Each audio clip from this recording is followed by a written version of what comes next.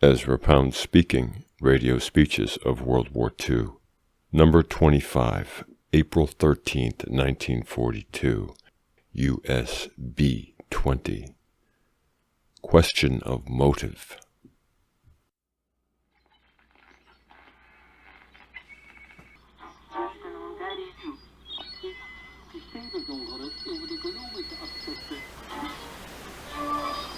I do not expect perfect and complete comprehension of these discourses on the part of all of my audience.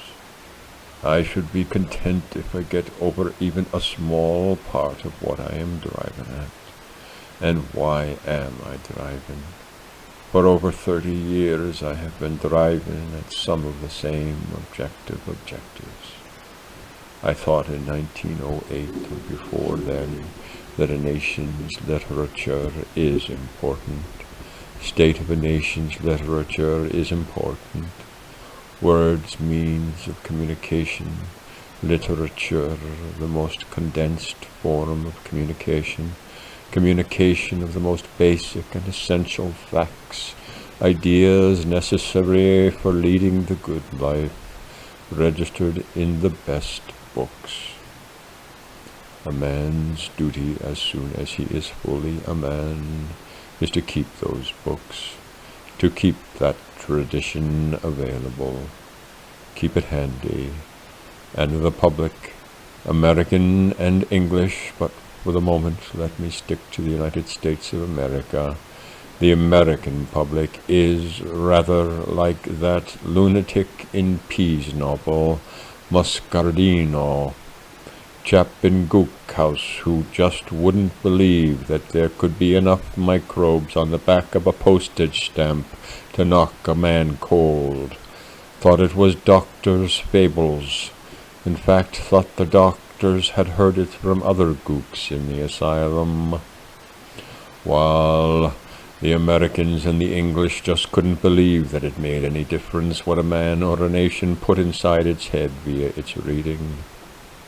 Hence I was supposed to exaggerate when I bust out against such dung heaps of perfumed puss as the Atlantic Monthly and Harper's and Scribner's as they were in the year 1900, and ceased not essentially to be as long as they lasted. The stink of stale perfume contains the deadly gases which finally poison. No language could quite cover the loathing I feel for a Sedgwick, but it doubtless seems exaggerated. Later in London, I did a sotticiere, trying to make a few people see why the printed matter on sale in that city would finally kill off the inhabitants. Witness Dunkirk. The 19th stinking century was what is called an advance in science. People learned that bacilli can kill. Prophylaxis entered the general mind, but an older concept got knocked out of the popular mind. It had been possibly once a good concept, but it had decayed. It was what is or was called a theological concept. The age, called the Age of Faith, thought a wrong idea could bring evil. In the Middle Ages they got a bit fantastic, got their eyes off the here and now, and thought the bad idea would land a man in perdition, eternal flames, purgatory, or whatever. Then something got tangled, and the people got fanatic, and heretics were burned and so forth. And M. Voltaire tried to get that untangled, worked all his life against the cruelties of fanaticism, was called an atheist, which he was not. I strongly suspect that almost no heretics were burnt, at least not at the beginning, except those who interfered with the usury racket, those whose ideas were seen as inimical to the usury racket, leaving out the question, But so far as I know, no research has ever been done along these lines. I am speaking of heretics proper, ideology, not people who went into witch persecutions. The idea that a wrong idea could damage people here and now was perhaps not fully developed. The British theory was that free speech was a blowhole. Let 'em talk, and they will do nothing. Hyde Park Corner, etc. Gus Flaubert and I myself, and diverse others, including, if you must go so far back, Mencius and Confucius, saw something worse than just one bad idea, and that was the corruption of the whole and total means of communication of all ideas whatsoever. The corruption of language, the destruction of all precision in terminology, which takes man back and down to the status of beasts, or what beasts are supposed to be, namely, unable to communicate with one another. Yet even animals, packs of wolves and wild dogs, do seem to understand each other and to collaborate. Very well, I set up and gradually got some ideas as to combating this universal gonorrhea of language and this rotting of all printed means of communication, monthlies, dailies, weeklies, mercantilists' publishing system, all of which has bloody well dished and ditched the poor old British iniquitous empire. Too late to save that now. And anyhow, I am speaking to the United States of America. 40 years ago, Brooks Adams made a quite good study of England, foreseeing she would bust up, and part go to the United States of America, and part go to Germany with, if I remember it right, Japan getting a look in.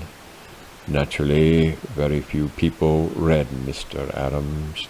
I only know of one Englishman who has quoted him. And I am not enamored of retrospect.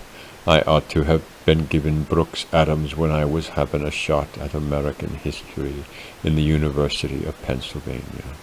That's 40 years ago. Might have accelerated me in giving him a little publicity. In fact, all history teaching in American universities ought to have got hold of Brooks Adams then, 1897 to 1900, 1903, his best volumes. His weak and pindling young brother Henry was not the man that his elder brother Brooks was. Brooks, seeing what had happened in history, seeing it pretty clearly, foreseeing what would happen in his time, but not seeing beyond that, knowing that an age of faith or ages of faith had existed, but did not see the next one, living, you may say, in his own phase, foreseeing the downflop of England, that is, of the empire, noting symptoms of England's decline, which the English remained deaf to and blind to, but not foreseeing the Italian rise, not foreseeing the change of phase, from material to volitional, reacting against John Quincy Adams' Judaized form of religion. I forget where he notes that, maybe in the preface to his book on New England.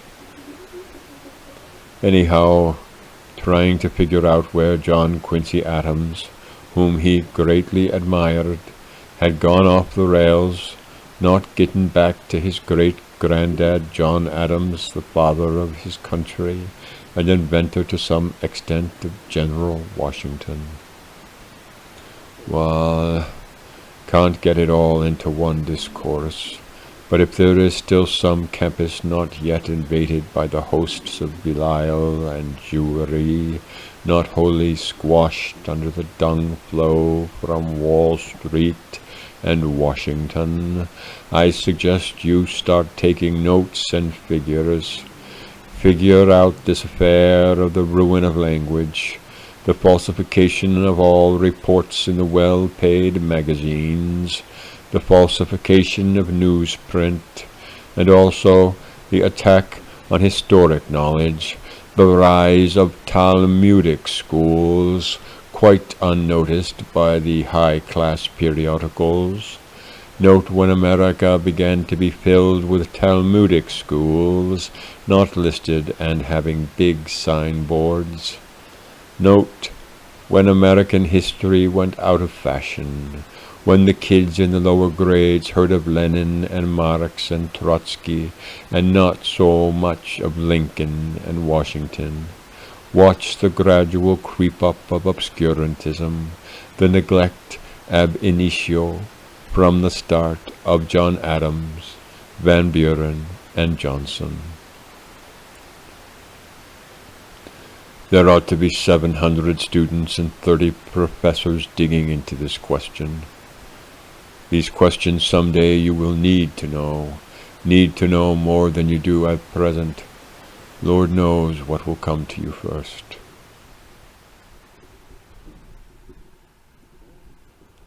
End of number 25. Ezra Pound speaking, Radio Speeches of World War II.